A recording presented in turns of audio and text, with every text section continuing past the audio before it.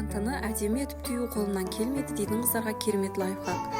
Суға тұз, жұмыртқа, ұн салып, жақсылап қамыр илейміз. Дайын болған деген кезде майын құйып, тағы да қайтарып илеп, бетін жауып тұндырып қоямыз. Одан кейін дайын болған қамырды бөлшектерге бөліп, оны жұқалау етіп жаямыз.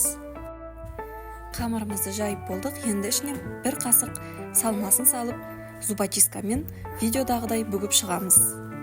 Көрінісі өте әдемі және қонақ күткен кезде осылай дайындап қойсаңыз, дастарханыңыздың көркін ашады. Бүгіп болғаннан кейін мантымызды майға батырып, манты қазанға теріп саламыз. Және 45 минут суда қайнаса болды, мантымыз дайын, оңай ажыратылады. Піскеннен кейін зубочисткасын суырып алып тастаймыз.